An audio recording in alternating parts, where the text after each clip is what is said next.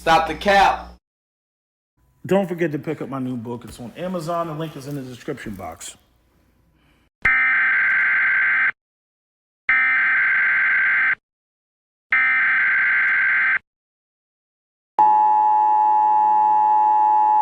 This is not a test. This is your emergency broadcast system announcing the commencement of the annual purge sanctioned by the U.S. government. Weapons of Class 4 and lower have been authorized for use during the purge. All other weapons are restricted. Government officials of ranking 10 have been granted immunity from the purge and shall not be harmed. Commencing at the siren, any and all crime, including murder, will be legal for 12 continuous hours. Police, fire, and emergency medical services will be unavailable until tomorrow morning at 7 a.m. when the purge concludes. Blessed be our new founding fathers and America, a nation reborn. May God be with you all. All right, I'm going to try this over again. So these are just the thoughts that I've had of what I've been observing and the conversations I've been having behind the scenes. I'm convinced that whether you want to call it Christian nationalism, far-right Christianism, that the Christians are extremely dangerous. I know people are like, oh my God, how are the Christians dangerous? Oh, it's persecution of Christians. I mean, just all of it. All of it. The Christian persecution complex, the great replacement, the white persecution complex. I mean, just all of it. And then there's aspects of entitlement, all that. So basically, there's multiple things going on, and you got to recognize like what the bigger picture looks like. Okay, so white people went around the world, raped and pillaged, brought all the resources from the global south, built up their societies, and so they actually have an artificially inflated population. In talking to my favorite white Christian, one of the things that I had to point out when he was talking, like he was whining about, oh, the Muslims are taking over, they're coming into Europe and everything, and I had to like literally do color by numbers as to why this is happening and how there's a difference between what the average proletariat white Christian wants versus what the billionaire class wants. And what's irritating with him is he has money and he's ruthless when it comes to capitalism, but yet he like doesn't connect the dots. Okay, like the white population is artificially inflated. Why is it artificially inflated? Because the environment of Europe is a limiting environment. You know, he tried to say, oh, you know, the white population, oh, we're shrinking. I'm like, shrinking relative to what? You started off on one continent. You're now on, what is it, 1, 2, right? No, well, we can say North America, South America, right? South Africa, right? So that's 4. And then Australia, that's 5. You went from one continent to 5 continents, and you're talking about, oh, the great replacement. Oh, like you've literally been a parasite and a plague unto the earth, unto other people, and yet you're complaining. If anybody else expanded like that, you would be running around freaking out. If we, if other people ended up on multiple continents. The funny thing is that the non-white people who ended up on multiple continents are the result of your slavery, or the result of your late stage capitalism, mass migration, because your birth rates are down. Because urbanization typically facilitates a decrease in birth rates, because children become a burden. You're cramped up. You're living in cities. You might be in an apartment, right? That's not an environment to have 4 or 5 kids. If you want to have 4 or 5 kids, then you need to live an agrarian lifestyle. You need to have a farm, right? And what group of white people in America have the highest birth rate? Does anybody know? Ooh, you in the back who raised their hand. Amish people. Amish people have the highest birth rate in America, of the whites. I think they have the highest birth rate, period. But of the whites, they have the highest birth rate. And what do they live? An agrarian lifestyle. Okay? Speaking of Christianity, one of the things, like I looked at the numbers of Christianity with the decline. See, white people see Christianity as as a white religion, even though Christianity was in Africa before it was in Europe. They see it as a white religion, so basically black people got the bastard version, West Africans, we got the bastardized version of Christianity. We didn't get the Ethiopian Bible. We didn't get the 14 books that they took out of the Ethiopian Bible in the fucking, at the Council of Nicaea and shit. We didn't get any of that. Okay, we got the slave Bible. If you don't know about the slave Bible, go look up the slave Bible. That's what we got. Okay? And so, with like in particularly Nigerians, Nigerians have, like, I think their birth rate is like 6. And Nigeria has a lot of Christians. I mean, Africa's like 50-50 with versus its Christian population and versus its Muslim population. Right? The southern part of Africa typically has, a whole bunch of Christians, everything like south of Sudan.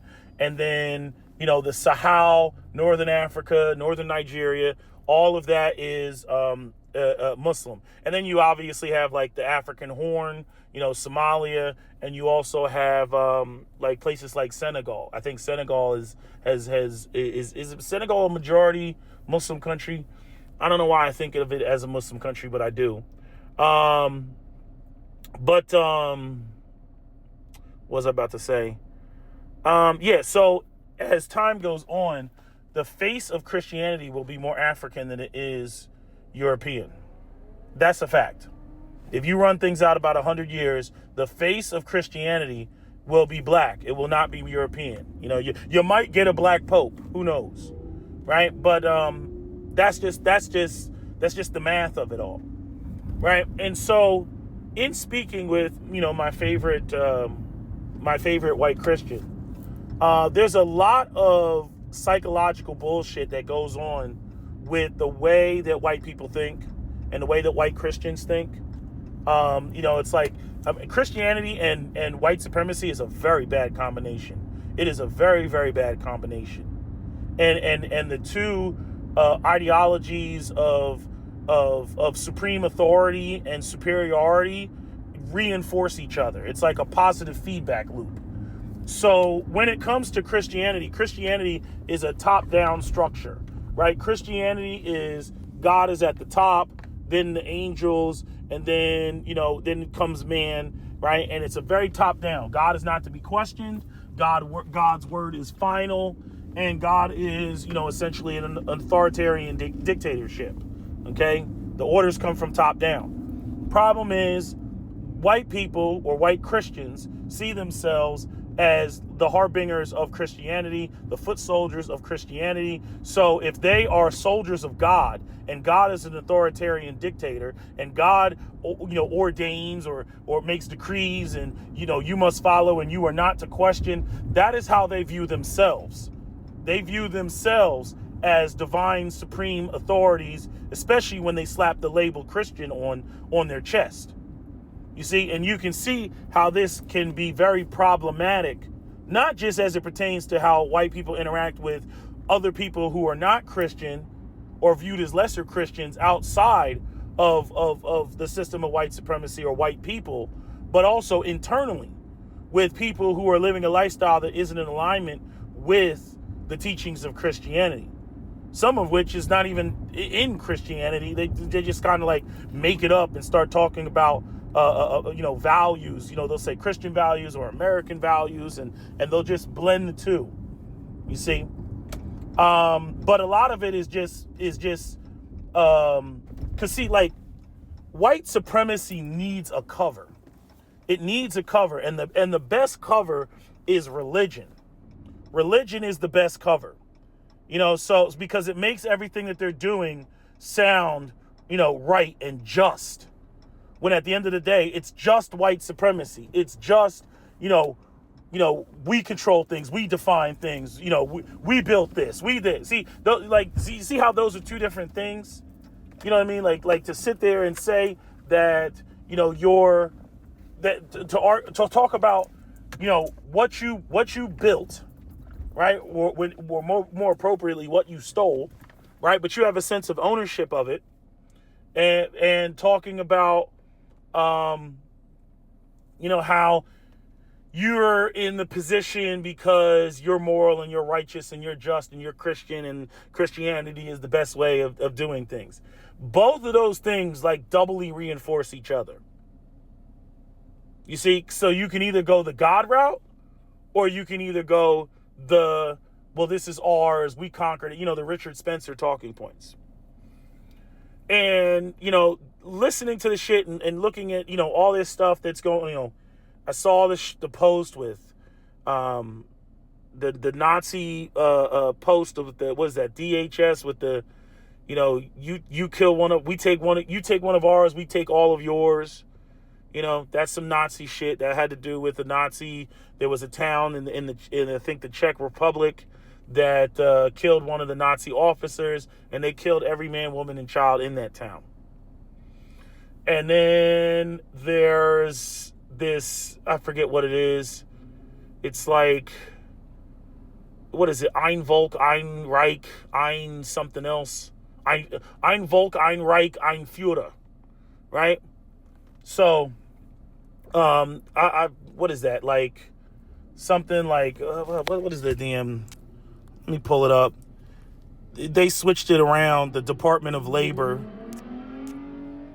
They switched it around, but it is, hold on a second. Yep, Ein Volk, Ein Reich, Ein Führer. And then it's one homeland, one people, one heritage. So they played with it. And this was on the U.S. Department of Labor. Like, we have literal Nazis running the country. Like that's unequivocally true. I mean, that's what is going on right now. And you got a bunch of goofies that don't critically think. I mean, what is going on in this country right now is pretty much, what happened in Germany. And the Germans that were running around, and, they'll tell you, they'll be like, hey, like, we didn't know it was going to go this far. We didn't know. They were trying to get out of, the economic situation that they were in due to, the sanctions that were put on Germany, due to the sanctions from World War I. And you get a strong man that goes up there and says, I'm gonna solve all of this, and they go and they follow, whatever he wants. But this is extremely, extremely dangerous. I mean, I walked through, all the scenarios about, people are not following, because he's got this idea that the white people's system is the best. And I'm like, people are not following white people because they think white people's system is inherently the best. White people dominated the world. They raped and pillaged. I had to explain to him, well, he's like, well, why do people hate white people? I was like, he tried to, claim that, there was slavery all around the world. I'm like, ancient slavery was not today's slavery. I already covered that before. Modern slavery had to do with the dehumanization. It was permanent. They made it genetic. And, there was no buying yourself out of slavery and upward mode, but none of that. Ancient slavery, if you had, if you won a war, people became slaves one of three ways. POW, you were indebted, or you were a criminal. Those are the three ways. There's no maximum security prison. People aren't going to, do like we do with our criminals in America now, where you throw them in jail and, they sit there and play dice all day. And, I guess convict leasing arguably is essentially slavery just by another name. But all the prisoners in jails are not doing the engaging in convict leasing. You see, but in any event, the point I'm making is, in the ancient world, nobody's going to feed you and clothe you and warehouse you. That would be like a vacation from life. So, no, you're going to, if you look at, crime and the punishments of crime, the vast majority throughout history was, 7 years hard labor, which means you're going to have to work this shit off. We're not going to feed you and clothe you and keep you in bondage and you just sit there and you just watch us do all the work. Like, no, motherfucker, you're going to do the work. So that is how slavery, was initially, established. POW, prisoner of war, you owed somebody money, or you were a criminal. If they didn't execute you, if they showed you mercy. You see? But once you throw money on it, then it turns into something else. Again, the Vikings and them, grabbing Slavs from the Balkans and bringing them into the Abbasid Caliphate. White on white slavery, something that white people always ignore and overlook. Right? But what's going on now is really dangerous. I look at white people with a side eye because, we can say black people try to tell you. I see a lot of white people talking about the Second Amendment and, all these white liberals. And the thing is this, and this is where shit gets dangerous. We are on the brink of a civil war. It should be a revolution, but it's a civil war. And the reason I say it's a civil war is because what the Trump administration wants is they want some shit to pop off. Okay? The way that they frame everything is very Nazi-esque. Where, again, they're moral, they're just, they're righteous, they're in the right position, they're doing the right thing. So they feel righteous in doing everything that they're doing. Okay? And that includes killing a bunch of people like what you see what's going on in Iran right now. I don't know why people think that this shit can't pop off here when it's popping off all over the rest of the world. Okay? Israel, genocided the Gazans, and the world just sat back and watched. Okay? The Iranian government, they're killing the Iranians. They killed 12,000 people. Okay? The world just sitting back and watching.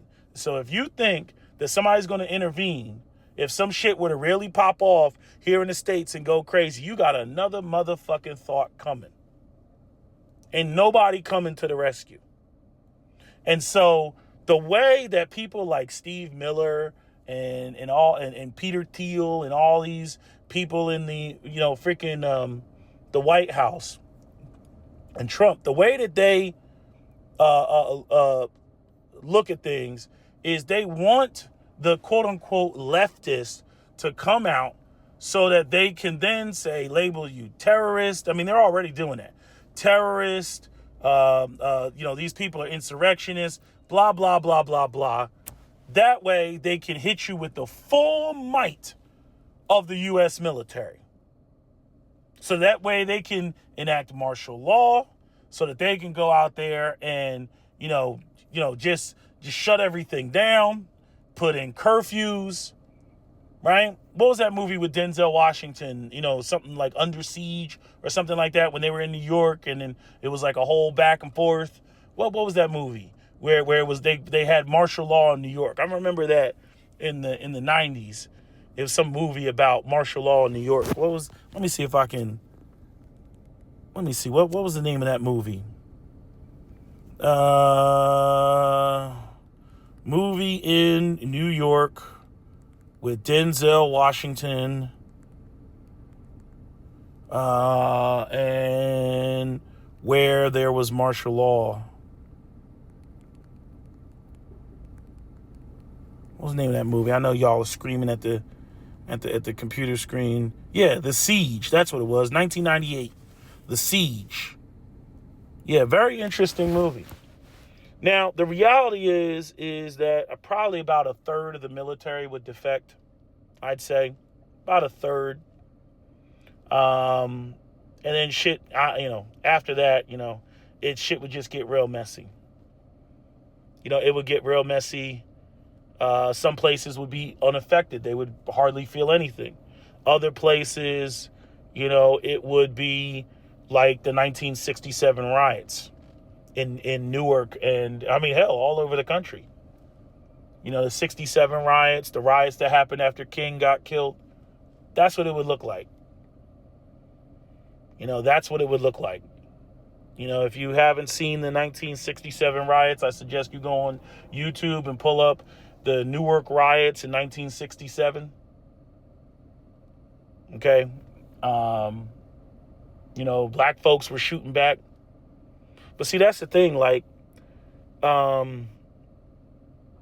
this would be really strange because it would be a right versus left, or at least that's how they're trying to frame it. That's how they're trying to set it up. It would be a right versus left type of conflict.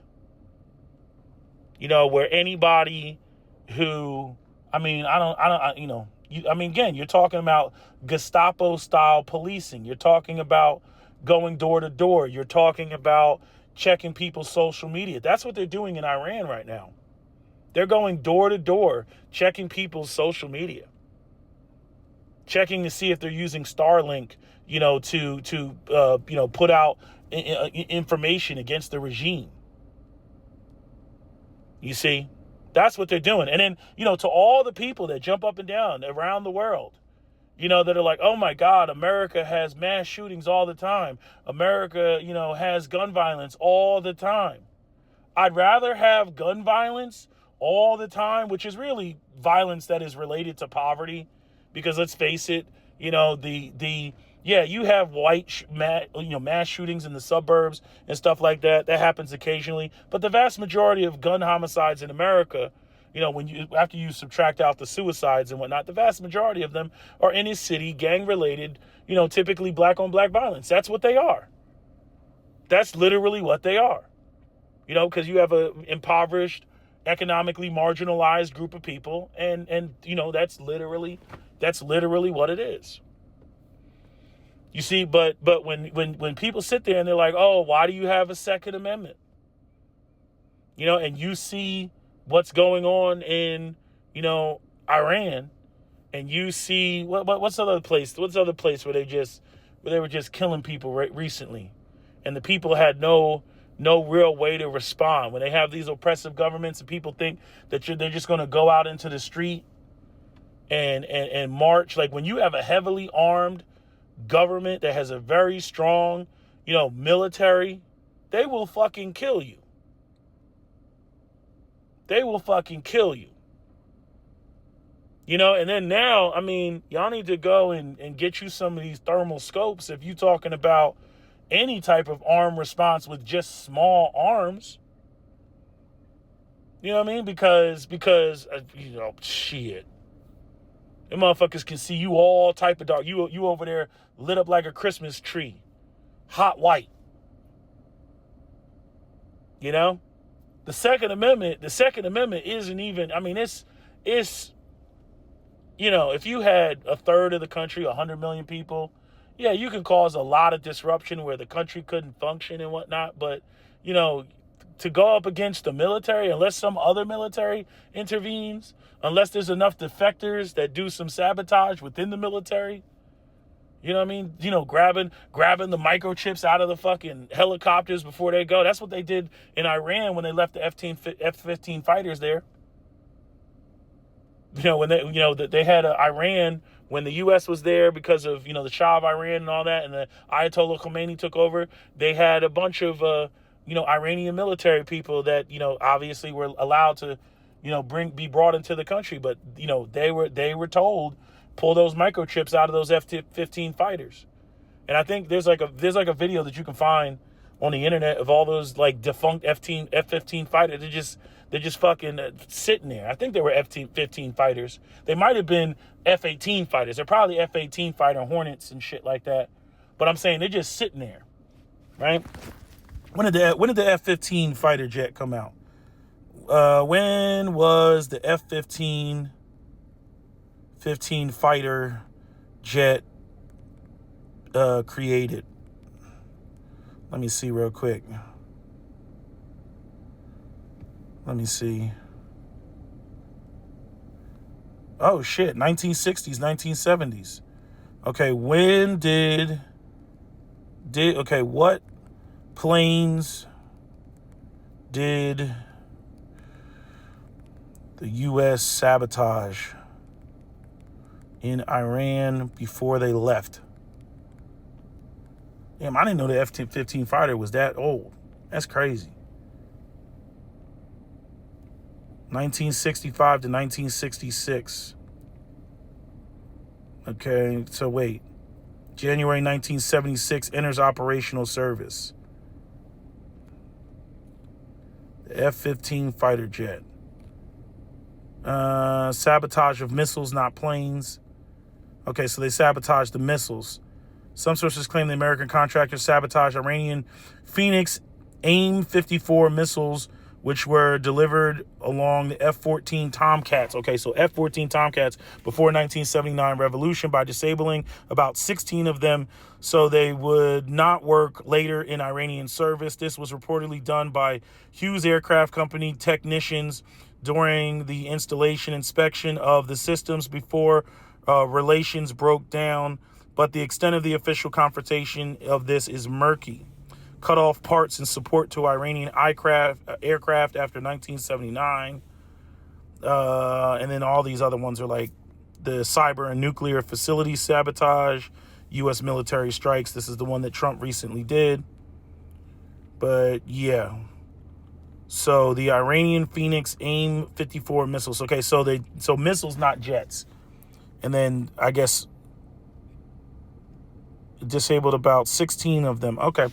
So I got that wrong. See, that's why you got to have the internet at your fingertips so that you know what the fuck you're talking about. So anyway, yeah, that's where we are. That's where we are. You know, so people talking about, oh, why y'all got the Second Amendment? All the British people. Oh, why y'all got the second? This is why. This is why. You know what I mean? But honestly, I mean, I don't know. I don't know what the full might of the modern U.S. military looks like against Americans. I don't know what that looks like. But the goal here is to eradicate all those who disagree with the current administration. And then, as far as they're concerned, America will be reborn. It will be reborn into something else, something new, a white supremacist Christian nation. They're literally turning America into Nazi Germany right before our eyes. And people really don't see that. They really don't see that. And like I told you, what did I tell you? What did I tell you? I said it was going to get real ugly in 2026. They're going to ramp shit up because, first off, they're terrified. It's do or die for them. Okay? When the midterm elections happen, which they're going to try to prevent from happening, okay, the majority of people in this country are going to vote Trump out of there, even some of his biggest supporters. And after that happens, they're going to essentially have, the Democrats are going to have basically the Nuremberg trials and put all these motherfuckers on the stand. That's why Steve Bannon was freaking out. And he was like, we're going to jail. We're going to jail. That's why he was scared when Mamdani won New York like he did. You see? And so, you know, in my estimation, I think that some sort of civil war skirmish is inevitable, especially around that time. If they don't let elections go forward, if they don't concede power, you know, afterwards. You know what I mean? Because what is Trump going to do with with a majority Democrat Congress? He going to be trying to executive order every fucking thing, you know, in the world.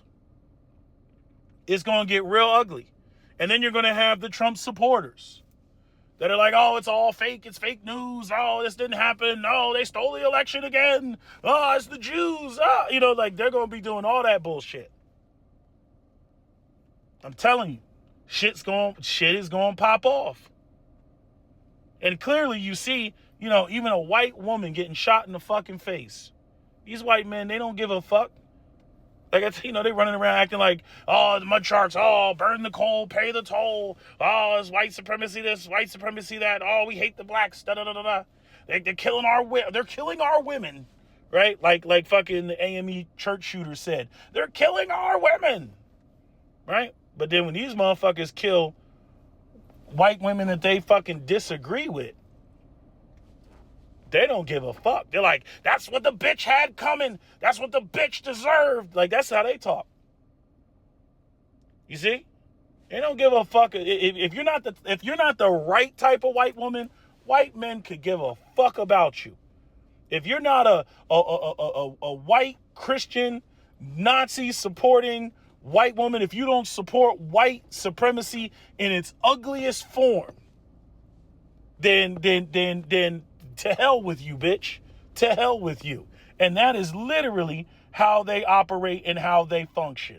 Literally how they operate and how they function. You know, so I'm just telling y'all, you know, y'all need to get your AR-15s. You need to get your plate carriers. You need to get your ammo. Okay? You know, sgammo.com, that's the alarm system as far as I'm concerned. Okay?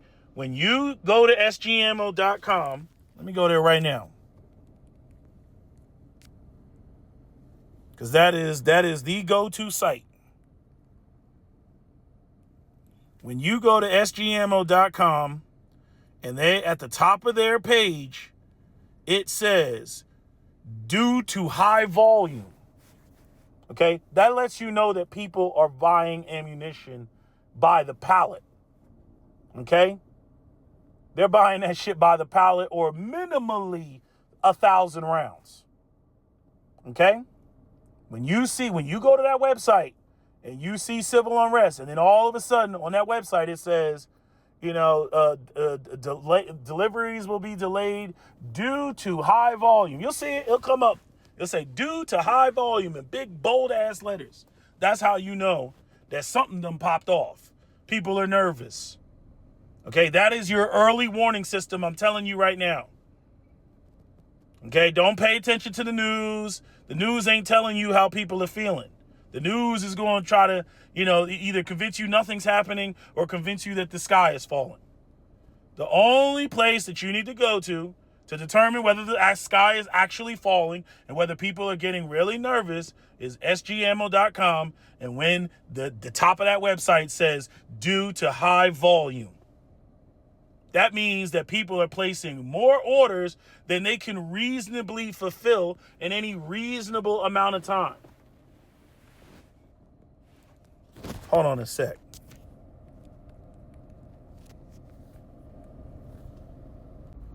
Anyway, man, I'm telling y'all need to get y'all plate carriers.